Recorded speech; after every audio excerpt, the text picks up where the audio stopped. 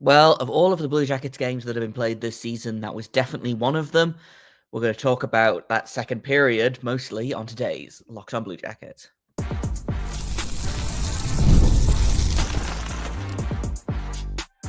You're Locked On Blue Jackets, your daily podcast on the Columbus Blue Jackets, part of the Locked On Podcast Network, your team every day. Hello and welcome to Locked On Blue Jackets, part of the Locked On Podcast Network, your team every day. I am, as always, your host, Jay Foster, here to give you the good, the bad, and the ugly about your favorite team and mine, the Columbus Blue Jackets. Before we get started, I want to thank everyone for making this your first listen of the day every single day. Locked On Blue Jackets is free and available on all podcast platforms and over on YouTube. I also have to let you know today's episode is brought to you by Game Time. Download the Game Time app, create an account, and use code LOCKEDONNHL for $20 off your first purchase. So last night it sure was a game of hockey. The Blue Jackets looked like a team that played hard the night before. First period, great. Second period, abysmal. Third period, happened. I rewatched the highlights. Just a real 23-24 Blue Jackets meltdown vibe. The thing is, the Hurricanes were a very good team. You know, like you look at that first period and you're like, man, how did they get out of that period up 2-0? You know, and I think partially it was that Freddie Anderson is still kind of getting back into a rhythm. He's missed a bunch of time with injury. This is only his second game back. I think it's like his sixth game of the season or something like that. Blue Jackets somehow escaped the first period. Some really good saves from Daniil Tarasov. And then the second period happens. And do you ever just like know in your heart that something is going to go down? Like that first goal, I think it was the Seth Jarvis power play goal, went in, and I immediately was like, oh, they're going to lose this game. Sometimes, I don't know, maybe that's me being too negative, but like sometimes you just get a feeling, right? I got that feeling a lot last year. I've gotten it a lot less this year. But 5 unanswered goals in the second period alone. They added 2 more in the third period after the Blue Jackets fought back, including an empty netter, another Seth Jarvis goal. He bookended the Hurricanes scoring, which, hey, listen, you've got to watch out for him. Seth Jarvis loves playing the Blue Jackets. A revenge goal from Eric Robinson. Like, I'm not going to go through and break down like all of the goals that were scored, but just kind of an unacceptable breakdown in the second period. And I don't know whether it was goaltending issues. Tarasov he was on the struggle bus. Basically, after the second goal went in, I think, like, the third goal wasn't great. The fourth goal was the really stupid one that he kind of fell into the goal and took the puck with him. Like, honestly, I might have pulled him after that fourth goal. I certainly would have pulled him after the fifth goal. But I understand wanting to leave him in there. Elvis played a lot the night before. He had a busy game against a good team, so I understand that they were like, well, we might as well just ride this out with Tarasov. I think the Blue Jackets fighting back in the second period, like it was 5-4 Hurricanes at the end of the second. I think maybe if the Blue Jackets don't push back and score those 2 late goals in the second, then probably there's a different goalie in the third period. But I don't know. I probably would have pulled him potentially after the fourth goal, definitely after the fifth goal. Again, we can only have one goalie performing well at a time. That's the rules. Last night Elvis was great. The night before last, Elvis was great. Last night Tarasov was not. I suspect we'll see Elvis tomorrow night against the Kings. We're going to talk about that in tomorrow's episode. But he came back so strong from the conditioning stint, and like he looked confident, he looked calm in his first 2 games.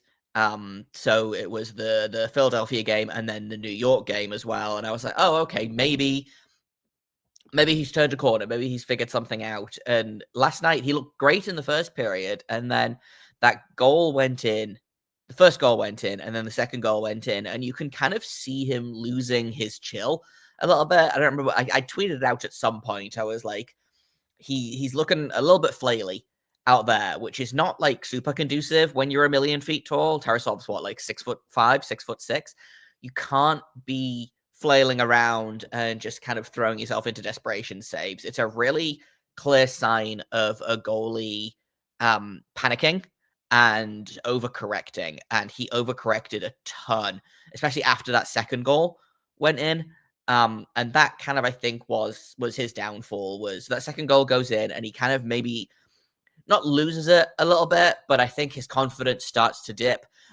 He starts overcorrecting. Like, we saw this a lot with Elvis last season, was when your goalie doesn't have a lot of confidence, they overcorrect. They are out of position. They will like throw themselves like aggressively in front of the puck, and it's not like really a recipe for success. And especially if you're a taller goalie, when you're flailing your limbs around, you leave a lot of holes. Like, a lot of space opens up, and that kind of happened last night with Tarasov. So like, not the best Tarasov performance I've seen. Certainly not his worst of the season. I think he had a really good first period, and he was fine in the third period. Allowed one goal on 9 shots, I think it was.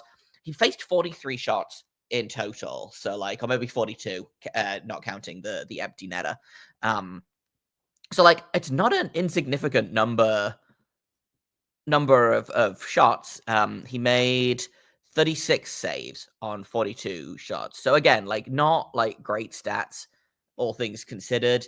It's about an 850, 860 save percentage. But it wasn't like 6 goals on 14 shots or whatever. Which I think up to the second period, Freddie Anderson had allowed like, what was it? It was 4 goals on 16 shots from Freddie in the first 2 periods. In total, 4 goals on 22 shots. But they didn't need Freddie to be great because the rest of the team was. Like, again, the Carolina Hurricanes are a very good team. We talked about this in yesterday's episode. They are a high volume shooting team. They are very good at suppressing shots. They are very good at scoring goals. The goaltending has been good this season, but it has not made or broken them, you know? In a way that some other teams, they kind of live and die by their goaltending. Carolina doesn't necessarily need to live and die by their goaltending because the forwards, the defense are so strong. And that was a real kind of, we saw that last night. Again, there's no, I think I talked about this, not with the Hurricanes specifically, but like earlier on in the season.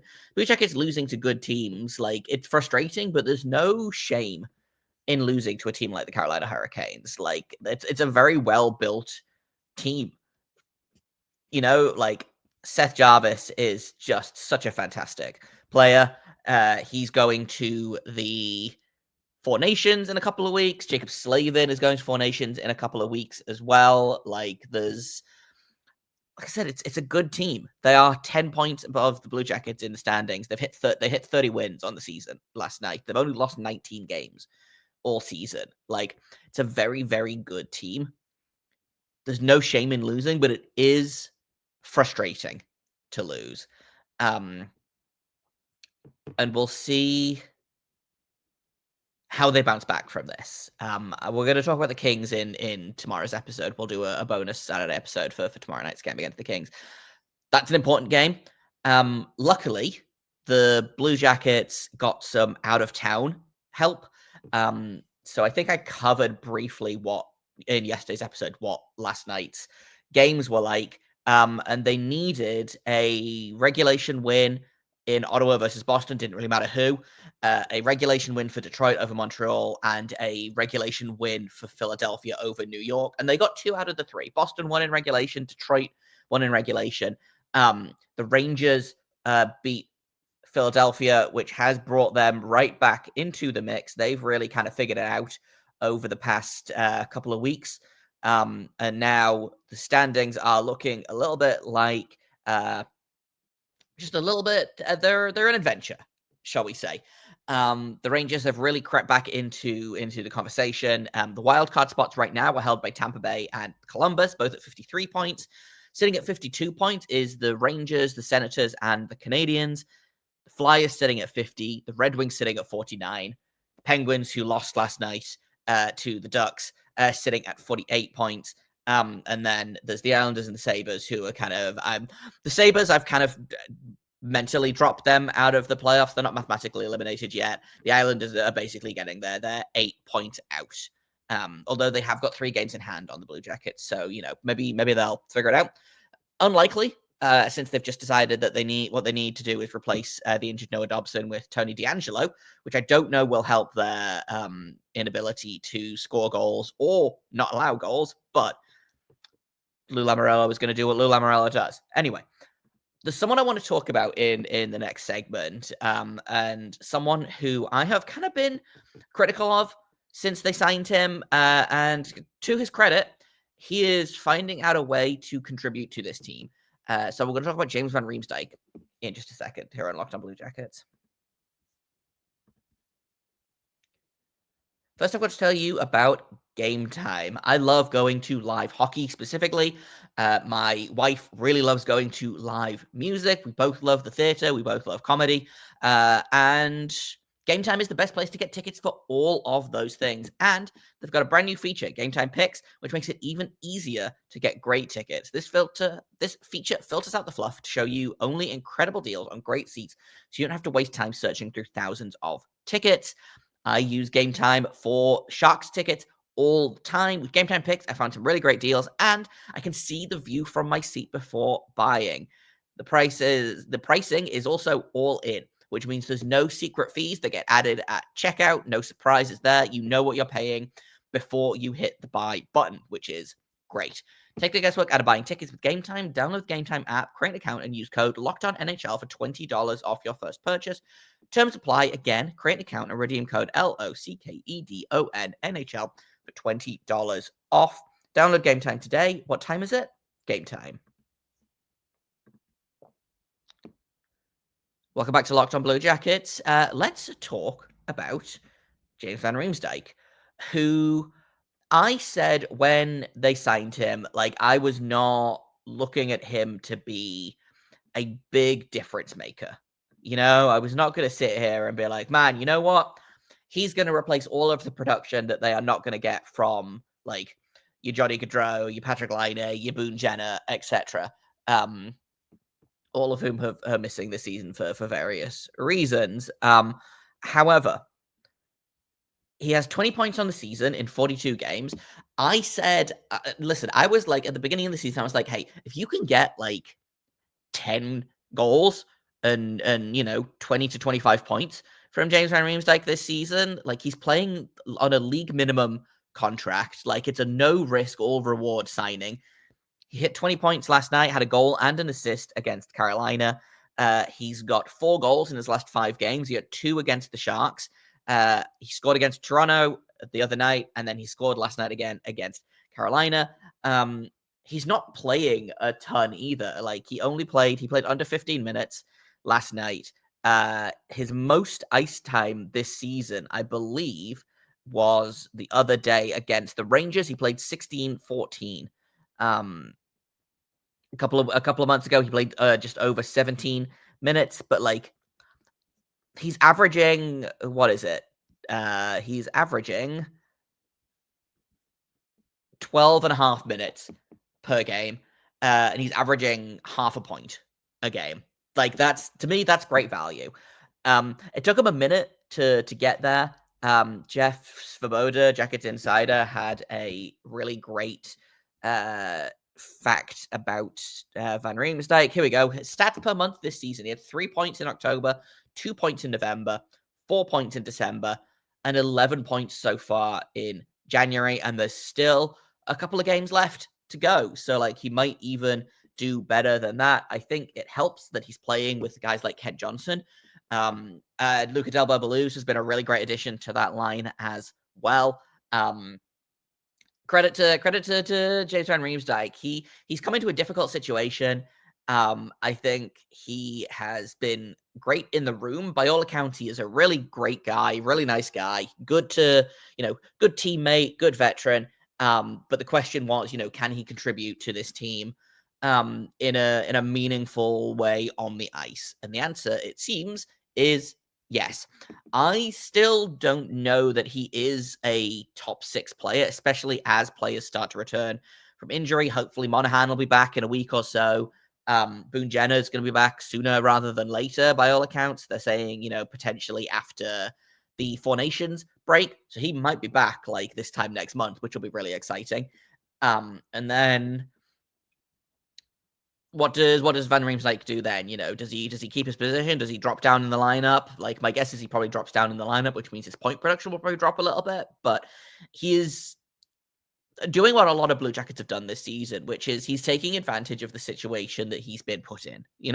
Like, it's very easy to put a player on the second line and they don't produce. But credit to him, he's clicked with Johnson and Delbel Blues. He is really, again, taking advantage always sounds like vaguely negative, and I don't mean it in a negative way, but like he's always in the right place for the pass, like the goal last night, that second goal, great positioning from him. His goal against Toronto as well, great positioning from him. Great passes on both from, I believe it was Delbel Blues in both situations had the primary assist. Like, great passes from him, but Van Riemsdyk in the right place, puts the puck in the net. So, like, he's really kind of coming into his own this month. And again, he's already kind of hit what I expected him to hit for the entire season. And there's still, 30-ish games left, 33 games left, I think. Again, I can't, doing math on the fly, not for me. We know this. Every day is, please cross that off on your bingo card.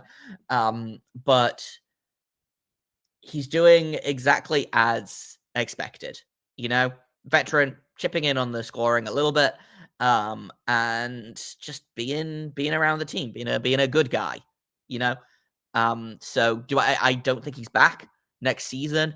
I wouldn't be mad if he is necessarily. I would probably take him again for one more year at about the same amount of money.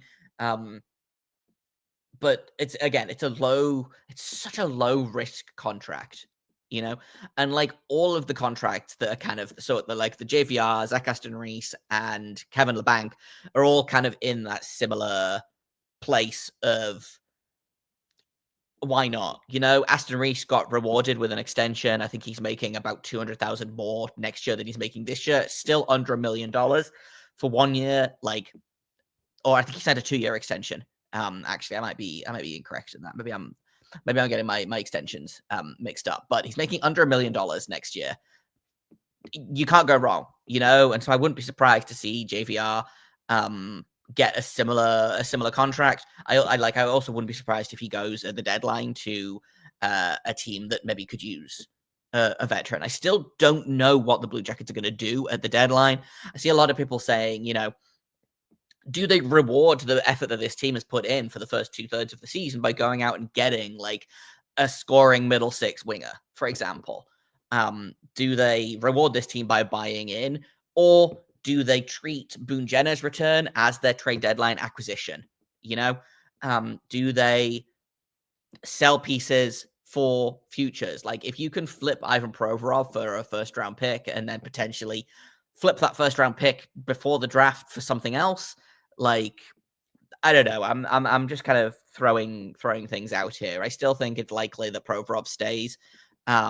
Or I still think I don't still think it's likely. I'm kind of coming around on, I think he probably isn't moved at the deadline, just because, well, it really depends on what teams are offering for him. And it also really depends on where the Blue Jackets are in the standings. The trade deadline is about 5 weeks away, I want to say, but 2.5 of those weeks, there is no action because of the Four Nations. So he's got about 2.5 weeks left to figure out, or Don Waddell has 2.5 weeks, give or take, to figure out, does he want to keep Provorov? Does he want to flip him? Is Provorov going to raise his trade value? Are the Blue Jackets going to be in a playoff spot by the deadline? Like, there's a lot of moving pieces. We'll see what happens. But James Van Riemsdyk, to go back to kind of my original point, basically exactly what we needed him to do. You can't complain. Like, I know I have complained at length about him, playing primarily with Adam Fantilli, which is a whole other level of frustration. But for a guy that came in last minute into a team that has been kind of, just rocked by tragedy, and him saying, no, like, I want to sign here, like, no one would have blamed anyone for being like, actually, I don't want to go into Columbus. I feel like that's going to be too heavy to deal with. And Van Riemsdyk was like, no, I want to be there. I want to be there for the guys. Like, I want to make a difference in this room. And the vibes are good. Last night, the vibes were not great on the ice, but as a whole, this season, I still feel like the vibes are pretty good. Like, the vibes for 60 are much higher than they have been for at least a few seasons. So it's always fun when the vibes are good. I feel like they weren't very good last season. They weren't great the season before that, So just, again, continue to enjoy it, and hopefully the Blue Jackets will get back on track. I do want to talk a little bit about going back to the game. The Blue Jackets are now 0-7 in the second half of a back-to-back this season. That's not great. And I want to talk about what's going on there, and taking a look at how to kind of try and stop that happening, because the Blue Jackets have another back-to-back as early as next week, and that's not their last back-to-back of the season. So we're going to talk about that in just a second here on Locked On Blue Jackets. First, I've got to tell you about FanDuel. From the first whistle to the final drive, FanDuel makes the NFL playoffs even more exciting. Right now, new customers can bet $5, and if you win, you get $300 in bonus bets that you can spend on whatever you want to keep the action going. The app is super easy to navigate. The variety of bets keeps every game exciting. When you win, you get paid instantly, which is great. You don't need to wait around for your winnings, and you can either keep them or put them straight back in and try and make a little bit more. Whether you're betting on your favorite team or just looking to add some extra excitement to the playoffs, FanDuel has you covered. Just visit FanDuel.com to join today. Get started with $300 in bonus bets if your first $5 bet wins. That's FanDuel.com. Make this playoff season unforgettable with FanDuel, official sportsbook partner of the NFL. Welcome back to Locked On Blue Jackets. We need to talk about back-to-backs. Because, like I said, the Blue Jackets are now 0-7 in the second half of a back-to-back. Sometimes they've lost both games. Sometimes they've won the first one and lost the second one, but they have not won the second half of a back-to-back all season, which is not ideal, honestly. And like I said, the Blue Jackets have another back-to-back coming up literally next week. The Thursday and Friday next week, they are playing Vegas, and then in Vegas, I should say. And then they are also playing Utah in Utah. So they need to win at least one of those games, ideally both, but I don't know, like, the Blue Jackets back-to-back situation has been so rough. The good news is that they're, like, almost done with back-to-backs. It looks like they've only got 3 more this season. Nope, I lied. They've got 5 more this season. So they are over halfway through, in fairness. But they need to figure this out, especially because in terms of back-to-backs, the second half of back-to-backs, the teams that they still have to play, they've got a home-and-home against Washington. The second half of that back-to-back is in Washington. They've got to play Ottawa in Ottawa for the second half of a back-to-back. They have got to play Ottawa again in Ottawa on the second half of a back-to-back. They've got to play Pittsburgh in Pittsburgh on the second half of the back-to-back, and then Utah. So, like, of the 5 of them, 3 of those are Pittsburgh in Pittsburgh, and then Ottawa in Ottawa twice. And those games might be huge for playoff positioning. Like, that's 6 points there that you can't afford to throw away. You really can't. Like, the Ottawa ones especially. Pittsburgh, it kind of depends on what Pittsburgh is going to do. They've kind of been up and down the last little while, but, like, you can't keep throwing away points on the second half of a back-to-back. And, like, at a certain point, tired legs only really kind of give you, like, they only carry so much weight. Every team in the league has to play back-to-backs. Every team in the league has to travel for these back-to-backs. I understand that last night was kind of was a tough one because they had to go from Canada to America. They didn't get to their hotel until 3 a.m. And then they had a game 14 hours after that. So, like, what do you do there? You get your 8 hours of sleep. It's already 11 a.m. You don't get to skate in the morning. You don't get to do, like, any of your morning pregame stuff. Or do you, sacrifice sleep? Or, there's just, it throws off your whole day. Like, your pregame nap doesn't work as well. Like, obviously, there is some weight to that. Like, back-to-back suck. The Blue Jackets look like a team that played last night or the night before, and Carolina looked like a team that hadn't played the night before. Like, at a certain point, you have to just kind of, the schedule is going to bite you every season. It's going to bite every team every season. Like, you just got to kind of take your licks. It is frustrating that it has been every single second half of a back-to-back, and some of those are, rested teams. Some of them are not rested teams. Some of them are teams that are in playoff position. Some of them are teams that are not in playoff position. Like, their first back-to-back of the season was they played Winnipeg, who had like 12 out of 13 wins so far that season, and then Washington, who just hit 70 points and are the best team in the league this season, as the second half of your back-to-back. So, like, that's it was always tough, but you need to figure it out. Like, you can't keep just not I'm not saying that they're phoning it in necessarily, but you can't keep losing these games because these games are important. You can't just keep saying, "Oh, well, it's the second half of a back-to-back. We're tired. We'll come back next game." Like, these are games that you need to be winning, especially going forward. Like I said, 2 games against Ottawa, a game against Pittsburgh. You need those 6 points. Those 6 points might be the difference between being in a playoff spot and not being in a playoff spot. So we'll see. We're going to have another episode tomorrow. That's all I've got time for today.